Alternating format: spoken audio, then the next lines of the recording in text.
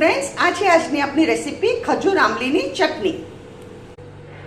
Hello friends, I am back with my new recipe. આજે આપણે બનાવીએ ખજૂર આમલીની ચટણી.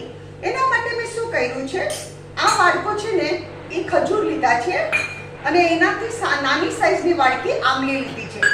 હવે શું કરીએ, આપણે આ બધું પ્રેશર કુકરમાં નાખી દઈએ. ખજૂર અને આમલી આ બહુ સરસ ઘરમાં બને છે, એટલી સરસ બને છે ને ચટણી. બીજું શું કરશો, આ 3 ટેબલસ્પૂન સુગર, 1 ગ્લાસ વોટર અને મીઠું, 1/2 ટીસ્પૂન મીઠું.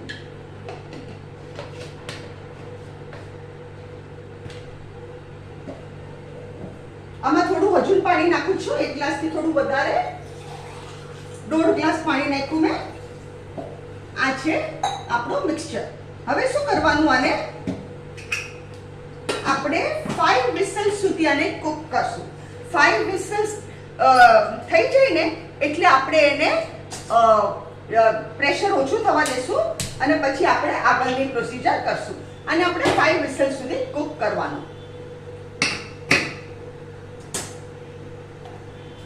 આપણું આ કુકર ઠરી ગયું. હવે શું કરવાનું, આ મિક્સર લીધું છે, આ મિક્સરમાં આપણે આને પીસી કાઢવાનું.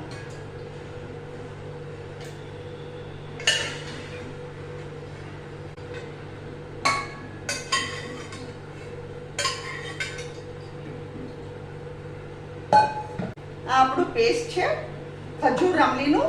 હવે શું કરવાનું, આ એક મેં તપેલી લીધી છે, એના પર આ ચાળણી મૂકવાની અને આપણે આ પેસ્ટ આમાં નાખી દેવાની.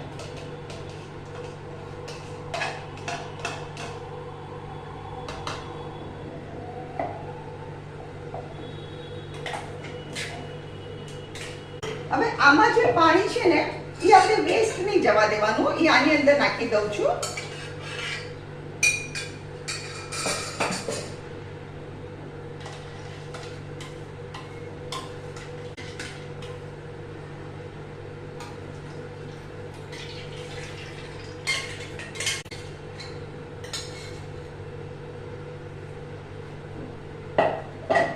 હવે આપણે આને સીવ કરીએ.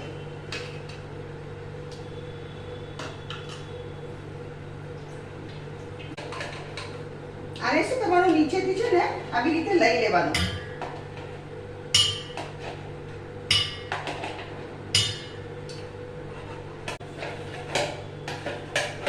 મસ્ત થઈ ગઈ આપણી ચટણી.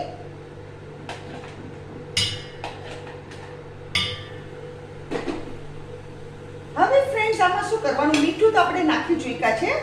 લાલ મરચું નાખવાનું, આ મારી 5 ચમચી.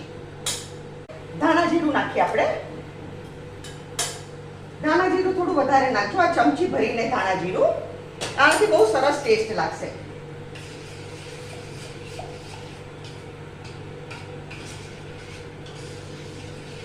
આપણે એકવાર ટેસ્ટ કરી જોઈએ.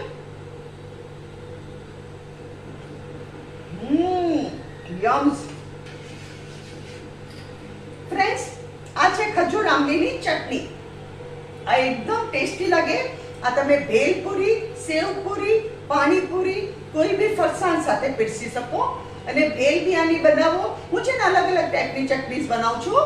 મેં મારી ચેનલ પર આમલીની ચટણીની રેસીપી મૂકી છે.